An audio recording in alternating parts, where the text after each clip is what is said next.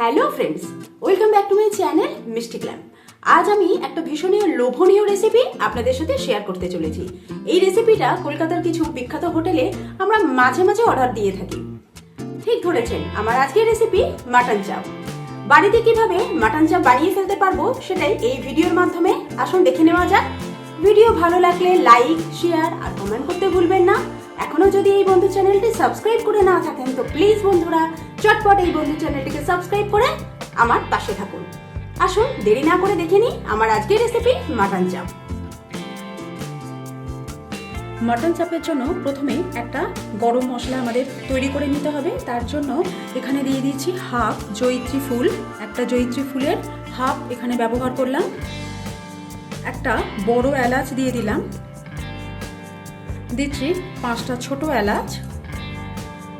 এবার একটা দারচিনি স্টিক অ্যাড করে দিলাম।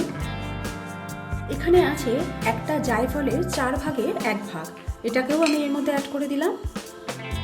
এখানে দিচ্ছি হাফ চামচ গোলমরিচ। এখানে আছে হাফ লবঙ্গ, হাফ চামচ লবঙ্গ, এটাকেও আমি দিয়ে দিলাম। এবার এই মশলাগুলোকে ড্রাই রোস্ট করে নেব।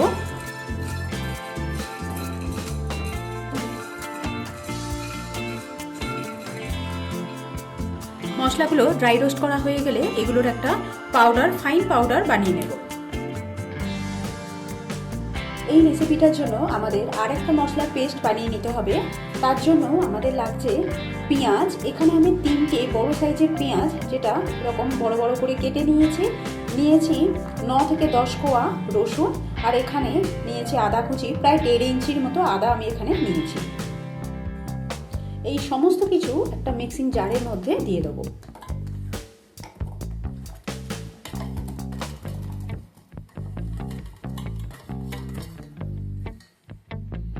এবার এগুলোর একটা মিহি পেস্ট বানিয়ে নিচ্ছি। এবার মাংসটা ম্যারিনেট করব। এখানে আমি 600 গ্রাম মাটন নিয়েছি, এটা মিডিয়াম সাইজের পিস করে কেটে নেওয়া আছে। প্রথমে মাংসের মধ্যে দিয়ে দিচ্ছি আদা, রসুন আর পেঁয়াজের পেস্ট। এবার দিচ্ছি 1 টিস্পুন রেগুলার লঙ্কার গুঁড়ো।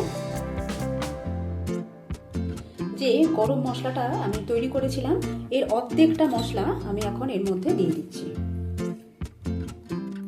বাকি অর্ধেকটা পরে ব্যবহার করব।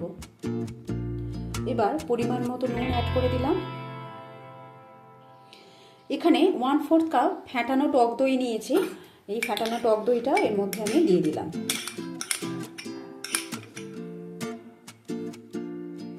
এবার সমস্ত উপকরণের সাথে মাটনটা খুব ভালোভাবে মাখিয়ে নেব।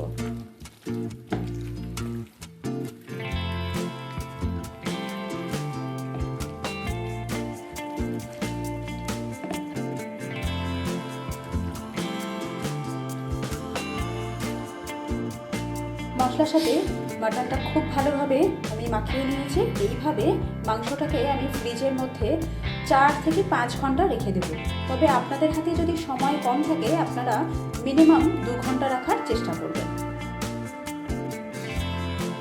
এবার রান্নাটা শুরু করব, তাই কড়ার মধ্যে দিয়ে দিচ্ছি সাদা তেল। এই রান্নাটায় তেলের পরিমাণটা একটু বেশি লাগে, আর আমি সাদা তেল আর ঘি দুটো মিশিয়ে এই রান্নাটা করব। এবার আমি এর মধ্যে ঘি অ্যাড করে দিচ্ছি।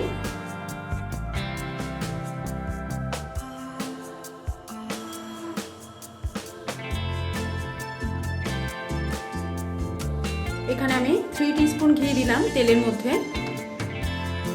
তেল গরম হয়ে গেলে এর মধ্যে আমি ম্যারিনেট করা মাটন দিয়ে দেবো।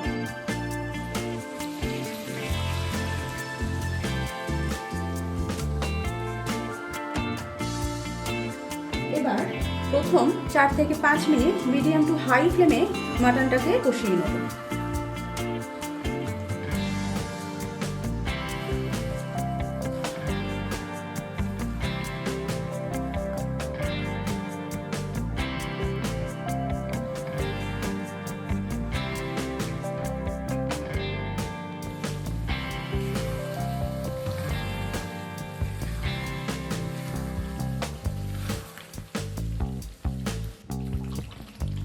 প্রথম 5 মিনিট এটাকে হাই ফ্লেমে কষিয়ে নেবার পর এবার আমি গ্যাসের ফ্লেমটাকে একদম লো করে দিয়েছি। এবারে আমি এটাকে কভার দিয়ে দিলাম আর মাঝে মাঝে ঢাকনা খুলে নেড়ে দেব। এইভাবেই পুরোপুরি মাংসটাকে আমি কড়াতেই সেদ্ধ করে নেব। কিছুক্ষণ পর পর ঢাকনা খুলে এইভাবে নেড়ে দেব।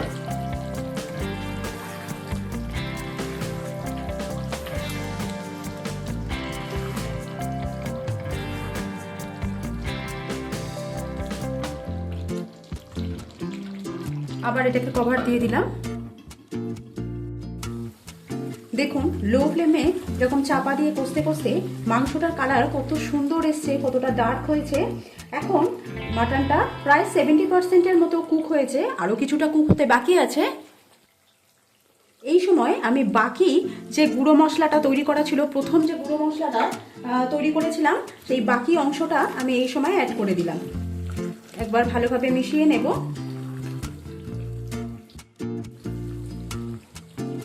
এইভাবে গ্যাসের ফ্লেম একদম লো করে মাটন চাপ বানালে এই রেসিপিটা খেতে কিন্তু অনেক বেশি সুস্বাদু হয়। তবে আপনারা যদি চান এটাকে কুকারে রান্না করতে, সেক্ষেত্রে মাংসটা একটু ভালো মতো কষা হয়ে গেলে তারপরে কুকারে দিয়ে আপনারা এটাকে সিটি মেরে 2 থেকে 3টে সিটি মেরে এটাকে রেডি করে দিতে পারেন। এইবার মশলাটা পুরো মেশানো হয়ে গেলে আমি এটাকে আবারও কভার করে দিলাম। নামাবার 4 থেকে 5 মিনিট আগে এতে আমি 1 টিস্পুনের মতো কেওড়া জল অ্যাড করে দিলাম। এবার আবারও এটাকে কভার দিয়ে দিলাম। এবার আমি গ্যাসের ফ্লেমটাকে অফ করে দিয়েছি। টোটাল এই মাংসটা সেদ্ধ হতে আমার সময় লেগেছে 1 ঘন্টা 10 মিনিট। তৈরি হয়ে গেছে আমার আজকের রেসিপি মাটন চাপ। 4 মিনিট পরে আমি গ্যাসের ফ্লেমটাকে অফ করে দিলাম। মাংসটা সেদ্ধ হতে টোটাল সময় লেগেছে 1 ঘন্টা 10 মিনিট। তৈরি হয়ে গেছে একদম রেস্টুরেন্টের মতো মাটন চাপ।